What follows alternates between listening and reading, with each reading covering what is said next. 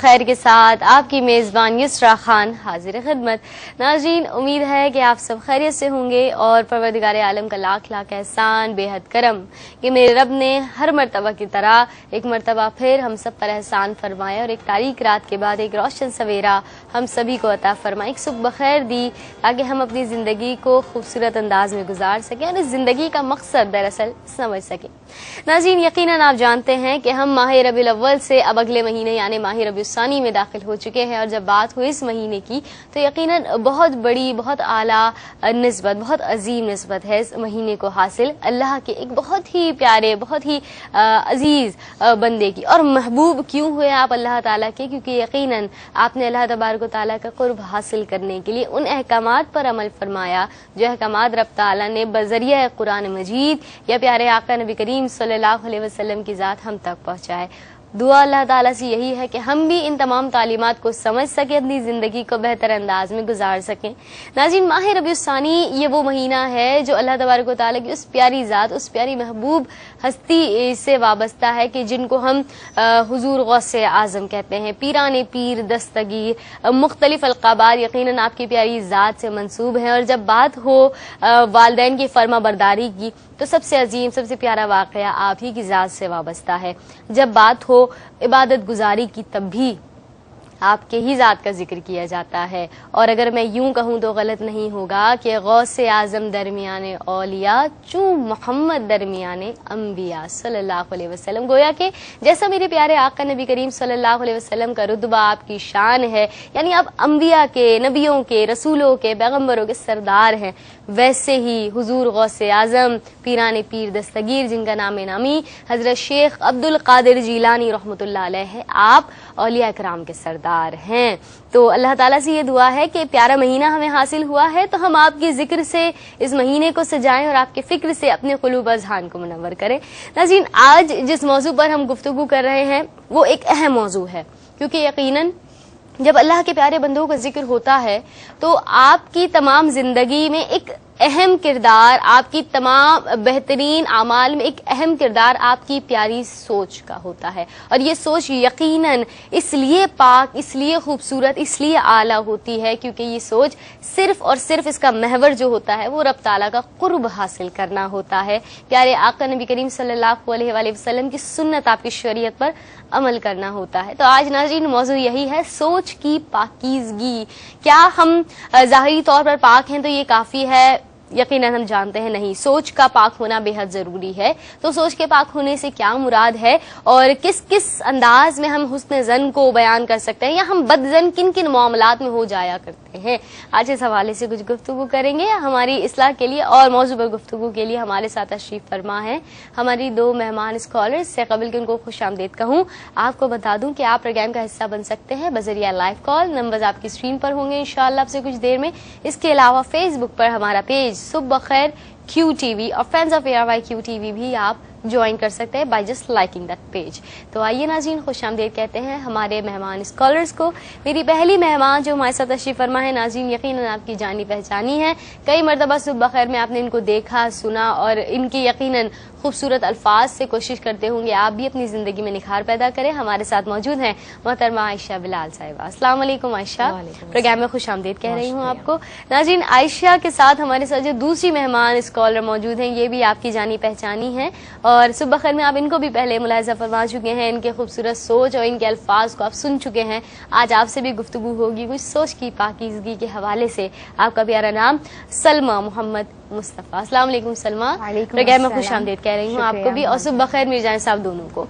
آج جس موضوع کا انتخاب ہماری کانٹینٹ ٹیم نے کیا وہ تو میں بتا چکی ہوں، سوچ کی پاکیزگی ہے، لیکن اس سے قبل کہ ہم اپنے جو کہتے ہیں نا کم عقلی کو استعمال کریں یا ہم اپنے پیرامیٹرز پر اس کو بیان کریں، سب سے ہائی اور سب سے سپریم میٹر جو ہے وہ یقیناً قرآن مجید اور احادیث ہے۔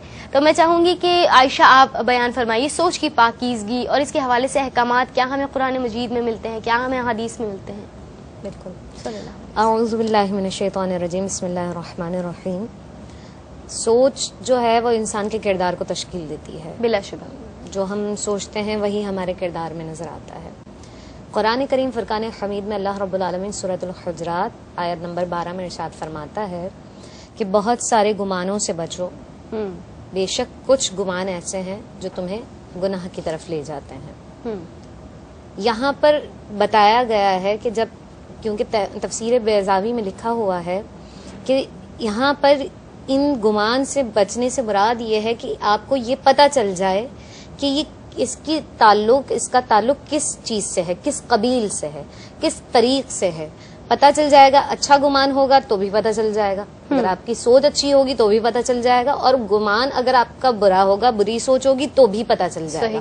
تو یہاں پر بتایا گیا ہے کہ بہت سارے گمان سے بچنا ہے آپ نے، کیونکہ بہت سارے گمان کس طرف لے جا سکتے ہیں آپ کو؟ گناہ کی طرف. ٹھیک ہے. ایسے ہی سورہ بنی اسرائیل میں اللہ رب العالمین نے ارشاد فرماتا ہے اس چیز کی طرف مت پڑھو جس چیز کا تمہیں علم نہیں نہ ہو. ٹھیک.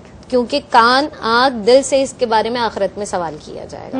2 جگہوں پر اللہ نے اس طرح سے ارشاد فرما دیا. اس کے علاوہ جب حدیث مبارکہ سرکار دو عالم صلی اللہ علیہ وآلہ وسلم کی دیکھتے ہیں تو اللہ کے حبیب صلی اللہ علیہ وسلم فرماتے ہیں مسلمان کے لیے یہ حلال نہیں ہے کہ وہ اس کے مال کو ضبط کرے، یا پھر اس کی جان پر حملہ کرے، یا پھر اس سے برا گمان کرے، بری سوچ رکھے اس سے. تو یہاں پر 3 چیزوں کی طرف توجہ دلائی، اور تینوں چیزیں اہم ہیں. ایک تو آپ کا مال سب سے زیادہ آپ کو عزیز ہوتا ہے. ٹھیک. دوسری چیز ہوتی ہے آپ کی جو جان ہے، اگر اس کے اوپر کوئی حملہ کرتا ہے وہ بھی عزیز ترین ہے. ٹھیک ہے. اور جو تیسری چیز ہوتی ہے وہ عزت اور جاہ ہوتی ہے. ٹھیک ہے. اس سے اگر آپ بدگمانی کرتے ہیں تو اللہ کے حبیب صلی اللہ علیہ وسلم نے فرمایا کہ یہ حلال نہیں ہے، جائز نہیں ہے کہ تم کسی شخص سے برا گمان رکھو. تو یہاں پر اچھا اور پھر اچھی سوچ کی طرف بھی اللہ کے حبیب نے اشارہ فرمایا. کیا فرماتے ہیں اللہ کے حبیب؟ فرماتے ہیں کہ ایک بندہ ہے جو سوچ اپنی رکھتا ہے، تو اگر اس نے اچھی سوچ رکھی ہے تو یہ بھی عبادت کی طرح. سبحان اللہ. تو یہاں پر یہ پتہ چلا کہ اللہ کے حبیب صلی اللہ علیہ وسلم نے اچھی سوچ اور بری سوچ دونوں طرف توجہ آپ کی دلا دی. ٹھیک ہے. انسان کو انسان جو ہے اس کی سوچ بناتی ہے بلا شبہ، ورنہ دماغ تو جانور کے پاس بھی ہوتا ہے. صحیح. لیکن وہ اس کے پاس سوچ نہیں ہوتی ہے.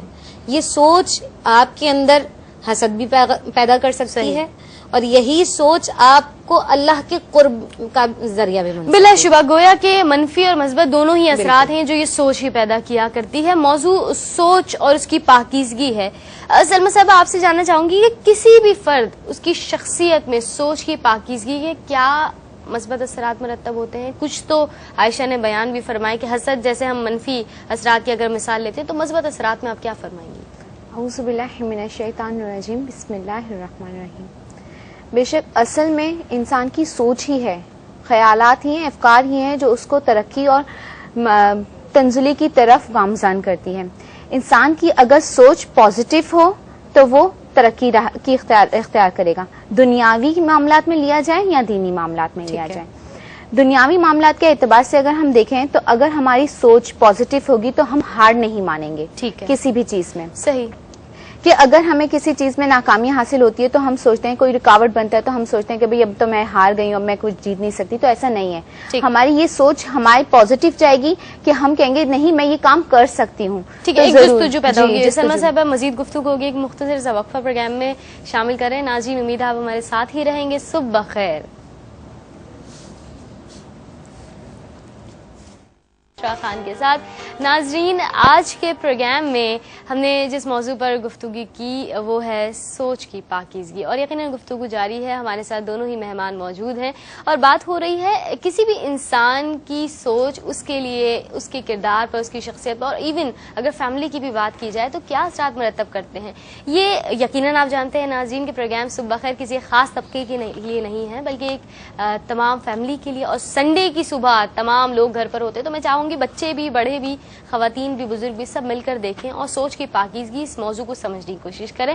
سلمیٰ صاحبہ وقفے پر جانے سے پہلے ہم بات کر رہے تھے ایک شخصیت پر، ایک انسان پر، ایک فرد پر جو مثبت اثرات سوچ کی پاکیزگی مرتب کر رہی، کیا آپ فرمائیں گی مزید؟ انسان کے خیالات و افکار ہی اس کو جو ہے ترقی کی راہوں پر لے کے چلتا ہے. اگر انسان کی سوچ میں ایک ذرا سا بھی خلل سا آ جائے کہ نہیں وہ یہ ہار جائے گا، وہ نہیں کر سکتا، تو وہ ترقی سے ہٹ جاتا ہے، ناکامی کی طرف آ جاتا ہے. لیکن اگر اس کی سوچ مثبت ہو، کہ وہ یہ سوچتا ہے کہ بھئی میں اگر بھی ہار گیا ہوں کوئی بات نہیں، لیکن آگے چل کے ضرور محنت کروں گا اور اس سے زیادہ کامیابی حاصل کروں گا، تو وہ یہ راہیں اس طرح کی ہو جائیں گی کہ وہ کامیابی کی طرف نکل پڑے گا. دنیاوی معاملات میں بھی یہ ہوتا ہے اور دینی معاملات میں بھی یہی ہوتا ہے کہ اگر اس کے خیالات میں پاکیزگی ہو تو اللہ تعالیٰ کا قرب حاصل کر سکتا ہے. وہ اللہ تعالیٰ اس کے حبیب نے یہی فرمایا کہ اپنے خیالات میں پاکیزگی رکھو، دوسروں سے بدگمانی نہ کرو، دوسروں کے لیے برا خیال مت سوچو. انسان کے خیالات ہی جو ہیں وہ اس کی طرف برائی کی طرف لے کے چلتا ہے. اللہ تبارک تعالیٰ کا ارشاد ہے کہ اللہ تبارک تعالیٰ نے ارشاد فرمایا کہ مومن جو ہے وہ اللہ کی رحمت سے کبھی مایوس نہیں ہوتا. کافر جو ہوتا ہے وہ اللہ کی رحمت سے مایوس ہو جاتا ہے. اس سے یہی انداز ہوتا ہے کہ نا امیدی جو ہے وہ انسان کے دل میں نہیں آتی، کہ جب وہ دیکھتا ہے کہ بھئی یہاں پر کامیابی، یہاں ہار گیا ہے یا کچھ ایسا ہو گیا ہے، تو وہ اسی کی سوچ کے تحت کہ نہیں آج جو ہے وہ ہو سکتا ہے ایسا ہو گیا، لیکن کل میری ضرور صبح جو ہے روشن ہوگی اور وہ ترقی کی راہوں میں نکلے گا. بلا شبہ گویا کہ اگر ایک انسان اپنی سوچ کو مثبت رکھتا ہے، پازیٹیو رکھتا ہے، تو اس کے لیے میں کہوں گی کہ مختلف دروازے کھل جایا کرتے ہیں، بجائے اس کے کہ جو دروازہ بند ہو گیا اسی کو کھٹکھٹاتے رہیں گے یہ بند کیوں ہو گئے، آپ دوسرے دروازے کی جانب دیکھیں، کیونکہ بے شک جہاں رب تعالیٰ ایک دروازہ آپ کے لیے بند کرتا ہے بظاہر تو کئی دروازے کھول دیا کرتا ہے. صرف کوشش ایک اہم پیرامیٹر ہے جس کو ہمیں نہیں چھوڑنا. اچھا، یہ سوچ کی پاکیزگی، اپنی سوچ کو اچھا رکھنا، ہم بہت کہتے ہیں بی پازیٹیو، اچھی سوچ رکھیے، یہ ہمیں لگتا ہے ایک فرد یا اس کی ذات سے ریلیٹڈ ہے. اگر ہم بات کریں سماجی طور پر، معاشرتی طور پر، تو اگر میری سوچ پاک ہے تو میرے معاشرے پر کیا فرق پڑ رہا ہے؟ کیا فرمائیں گے عائشہ؟ بہت زیادہ مثبت اثرات بھی ہوتے ہیں اور اس کے منفی اثرات بھی ہوتے ہیں. دیکھیں، ایک سوچ رکھنے والا بندہ جو ہے، جیسے کوئی شوہر اگر ہے اور وہ اگر اچھی سوچ رکھتا ہے تو پھر وہاں نہ شک پیدا ہوگا نہ طلاق پیدا ہوگی. ٹھیک ہے. اسی طریقے سے اولاد ہے، وہ اپنے ماں باپ سے اچھی سوچ رکھتی ہے. جیسے بہت سارے ماں باپ ہوتے ہیں اپنی اولاد کے لیے بہت ساری کوششیں کرتے ہیں، لیکن آخر میں کیا ہوتا ہے کہ وہ اولاد ان کو کھڑے ہو کر سامنے یہ کہتی ہے کہ آپ نے ہمارے لیے کیا ہے، کیونکہ یہ سوچ ہوتی ہے ان کی. صحیح. اگر وہ ایسا سوال کرتے ہیں تو یہاں پہ یہ بچے کی سوچ پتہ چلی کہ اس نے اپنے ماں باپ سے کیا سوال کیا. یہاں پر دیکھیں ایک چیز بالکل واضح طور پر آپ کو نظر آتی ہوگی کہ ماں باپ تو بہت کچھ کر کے آپ کے لیے آئے ہیں. یہ وہی ماں ہے نا جو گیلے میں سوتی تھی اور اپنے بچے کو سوکھے میں سلاتی تھی، اور وہی باپ ہے جو راتوں رات محنت کرتا تھا اپنی اولاد کے لیے، اور پھر اس کو اولاد جو ہے اس طرح سے جواب دیتی ہے. تو یہاں پر یہ پتہ چلتا ہے سوچوں کا فرق. اگر یہی اولاد اپنے ماں باپ کے لیے اچھا سوچے تو یہاں پر ایک معاشرے کا جو بگاڑ ہے وہ کم ہو سکتا ہے. پھر میاں بیوی کے تعلق یہ اچھے ہو سکتے ہیں، بہن بھائیوں کے تعلق اس میں بھی بڑا سوچ کا اہم کردار ہوتا ہے. اگر ہم کسی سے بھی کوئی برا گمان کرتے ہیں، مطلب مثال کے طور پر اگر کوئی ہمارے لیے اچھا، ہم بہت ساری باتوں پر یہ جیسے کسی نے ہمارے لیے اچھا سلوک کر دیا تو ہم یہ کہتے ہیں یقیناً اس کا کوئی مطلب ہوگا، صحیح، تبھی تو وہ ہمارے ساتھ اچھا سلوک کر رہا ہے. ٹھیک ہے. اللہ کے حبیب صلی اللہ علیہ وآلہ وسلم نے بدگمانی کرنے سے منع کیا ہے. یہاں تک کہ حضرت مکحول مشکی فرماتے ہیں کہ میں نے ایک بار کسی کو روتا دیکھ کر میں نے یہ سوچا کہ یہ ریاکار ہے. صحیح. اور ریاکاری میں رو رہا ہے. آپ فرماتے ہیں کہ 1 سال تک مجھ سے رونے کی نعمت، جو خشیت الہی میں روتا تھا، میں اس نعمت سے مجھے محروم کر دیا گیا. تو یہاں پر یہ پتہ چلتا ہے، ہمیں سوچوں کا فرق پتہ چلتا ہے کہ جب ہم کسی سے اچھی سوچ رکھتے ہیں، مومن کا آئینہ ہوتا ہے. جو آپ اپنے لیے سوچتے ہیں وہی آپ سامنے والے کے لیے سوچتے ہیں. صحیح. کیا بات. صدیق اکبر نے آ کر رسول اللہ کی تعریف کی تھی نا. کافر نے جب برائی کی رسول اللہ کی تو آپ نے کہا اس نے بھی حق کہا اور تم نے بھی حق کہا. کیوں حق کہا؟ کہ مومن کا آئینہ ہے، جو وہ خود ہوگا وہی تمہیں کہے گا. صدیق نے مجھ میں سچائی پائی تو اسی لیے اس نے مجھے سچا کہا. کیا بات ہے. بہت پیارا واقعہ ہے کہ حضرت ابوبکر صدیق رضی اللہ تعالیٰ نے جس طرح پیارے آقا نبی کریم صلی اللہ علیہ وسلم کی تعریف فرمائی. بلا شبہ ایک اہم موضوع ہے سوچ کی پاکیزگی، کیونکہ یقیناً عائشہ آپ نے جن جانب ہم سب کا دھیان لیا ہے کہ فیملی پہ بھی دیکھا جائے اگر، یا اپنے رشتوں میں بھی دیکھا جائے، تو اگر آپ کی سوچ اچھی نہیں ہے تو آپ چاہے سب کچھ کر لیجئے، پوری محنت کر لیجئے، آپ کو صلہ نہیں ملے گا. جیسے آپ نے والدین کے حوالے سے ایک مثال دی، اور شاید یہی ریزن ہے کہ آج کل اولڈ ایج ہاؤسز کی تعداد بڑھتی جا رہی ہے. شاید یہی وجہ ہے کہ آج کل ماں باپ کی عزت کم ہو رہی ہے، جو بچے ہیں ان کو اتنی عزت نہیں دے رہے. اللہ تعالیٰ ہم کو ان تمام برائیوں سے بچائے، یہی دعا ہماری. اچھا، ایک پریکٹیکلی یا پروفیشنلی اگر بات کی جائے تو ایک اسٹوڈنٹ، اس کا جو مائنڈ سیٹ ہوتا ہے وہ بڑا فلکچویٹنگ ہوتا ہے. کبھی وہ اپنے فرینڈز گروپ میں بہت ہیلپنگ ہوتا ہے، لیکن ایک فیلنگ ہوتی ہے جو کبھی جو کہتے ہیں نا کہ اس کی اسٹوڈنٹ والی لائف سے نکلتی نہیں ہے، اور وہ یہ ہے کہ کوئی مجھ سے زیادہ مارکس نہ لے لے. اب اس عمل میں چاہے وہ اپنے نوٹس چھپائے، اس عمل کے لیے چاہے اگر کوئی لیکچر مانگے کہے کہ میرے پاس بھی لیکچرز نہیں ہیں، تمام باتیں ہوں گی لیکن اپنے نوٹس نہیں دینے، کہیں دوسرا مارک زیادہ رہے، یہ بھی تو سوچ ہی کا ایک پیرامیٹر ہوا. کیا کہیں گی سلمہ کہ اس سوچ کے لیے کیا اسلام ہمارے لیے احکامات بیان فرماتا ہے، کیا فرمائیں گے آپ؟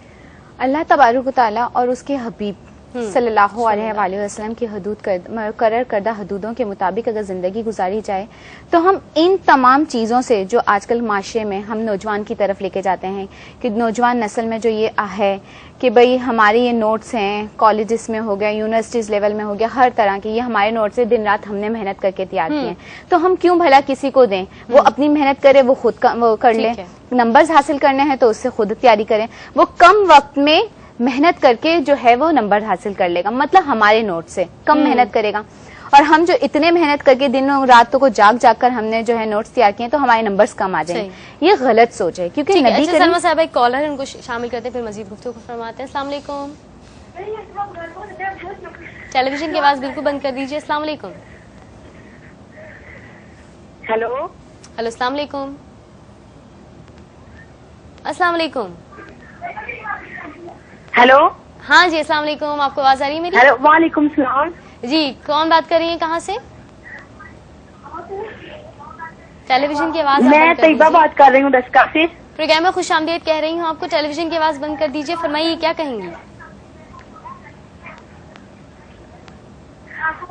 میں صبح بخیر، اور آپ کا پروگرام بہت اچھا ہے. میں تعریف کرنا چاہتی تھی آپ کے پروگرام کی. بہت بہت شکریہ میری بہن، آپ دیکھ رہی ہیں، پسند کر رہی ہیں. اور کچھ کہیں گی آپ؟ بہت بہت شکریہ آپ نے تعریف کے لیے کال کی. ناظرین آپ بھی اگر چاہیں تو کال کر سکتے ہیں، نمبرز آپ کی اسکرین پر ہیں. اس کے علاوہ صبح بخیر کیو ٹی وی اور fans of A R Y Q T V page بھی آپ جوائن کر سکتے ہیں. ایک مختصر سا وقفہ، پھر حاضر ہوتے ہیں. ہمارے ساتھ ہمارے مہمان موجود، گفتگو کو مزید آگے بڑھائیں گے لیکن وقفے کے بعد.